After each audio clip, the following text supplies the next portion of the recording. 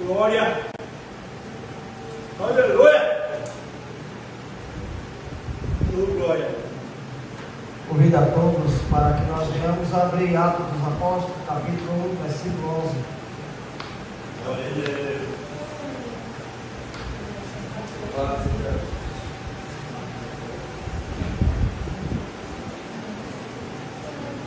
Atos dos Apóstolos, capítulo 1, versículo 11. Os quais disseram: os homens galileus, por que está olhando para o céu? Este Jesus que entre vós foi recebido em cima do céu, há de vir, assim como para o céu visto. Aqui está o versículo que nos traz um episódio quando os discípulos estavam reunidos ali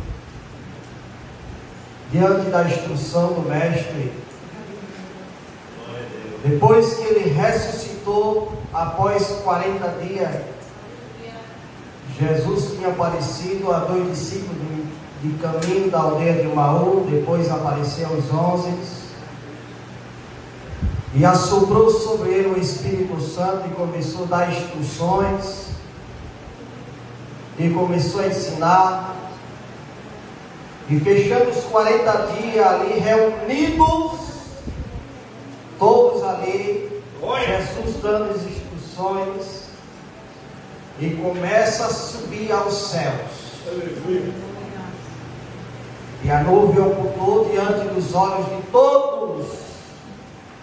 Imagine agora, irmão, se nós estivéssemos naqueles dias, olhando para o alto e de repente o mestre desaparece diante dos nossos olhos.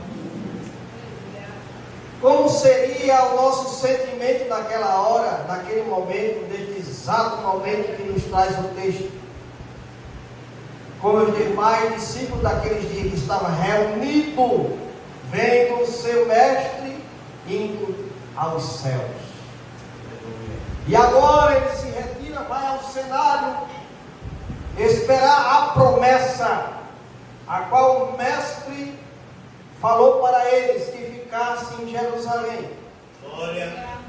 E ali eles ficavam unânimes, orando a Deus unido. Aleluia. E neste momento, os irmãos sabem que eles reunidos oraram ao Senhor, pedindo a Deus de entre os irmãos para ocupar o lugar de Judas. E logo após, mais um versículo mais embaixo, no partir do versículo 14, os irmãos veem que eles oraram e escolheram 2 irmãos, lançaram a sorte e escolheram um irmão para ocupar o lugar de Judas. E continuaram unânimes orando. E chegando o dia da festa da colheita, chamado Pentecoste, depois dos 50 dias, depois da festa da Páscoa, eles ali reunidos orando, e se cumpriu a promessa do derramamento do Espírito sobre toda a carne, a qual o profeta Joel falou no antiga lei lá atrás, que Deus derramaria sobre toda a carne o seu Espírito, uma promessa que o Senhor deixou, como está registrado no capítulo 2 de Joel. E ali acontecendo todo aquele acontecimento ali, naquele cenário, de repente, Pedro, na ousadia do Espírito, se levanta e começa a pregar, e começa a detalhar o que aconteceu ali, e explicando tudo o que aconteceu ali, para se cumprir a profecia do profeta Joel. E quando ele terminou, e os irmãos que estão ali, que faremos, irmãos?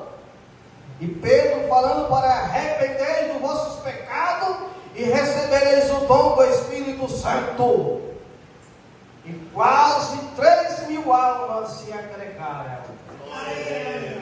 E eles ali, irmão, todo dia ouviam o ensinamento dos apóstolos, perseveravam em oração, na comunhão e no partir do pão, e tinha entre eles tudo em comum. Aleluia. Glória. E o Senhor acrescentava do número daqueles que iam ser salvos pela pregação da palavra do Evangelho. Agora começa a incomodar a classe religiosa daqueles dias, os saduceus, os fariseus, os capitões do templo.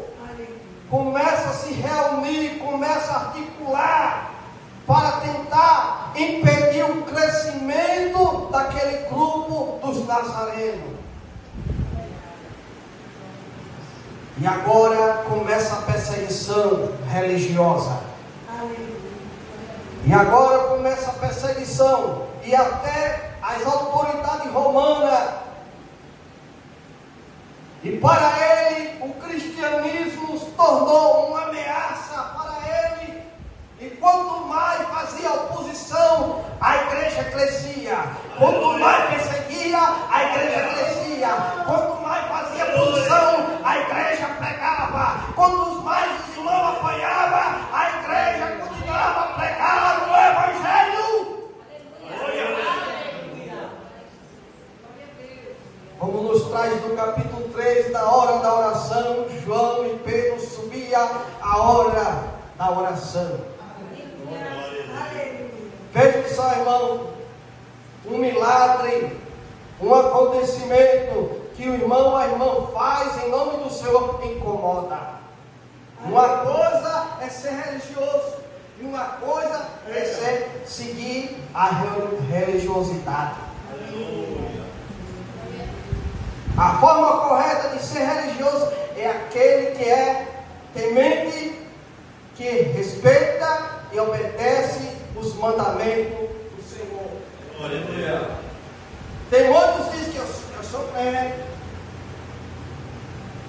mas os irmãos veem o seu comportamento. Por quê? Pelo fruto se conhece.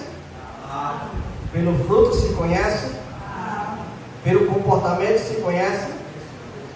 Pelo comportamento se conhece a pessoa, irmão. Não existe assim, não julguei, irmão. Quem vai dizer que é a minha pessoa, é a sua pessoa, é o nosso comportamento. Desse jeito. Não, nessa história não julguei. O seu comportamento, o meu comportamento vai denunciar quem somos. Não é as nossas palavras, mas sim as nossas ações. E o discípulo, e se fazia sinais e maravilha pela mão dos apóstolos, e a cada dia Deus fazia crescer o número daqueles que ia se salvando. E se tornou uma ameaça para a liderança daqueles dias. E de repente surge um homem chamado Saulo, como foi dito aqui, e se reúne com o Sinédrio, e ali eles articulando para impedir o crescimento da classe dos nazarenos. E agora Paulo recebe carta do chefe do templo, dos capitões, dos sacerdotes, para perseguir, prender e matar todos aqueles que confessaram o nome do Nazareno. E de repente Paulo segue para o caminho de Damasco.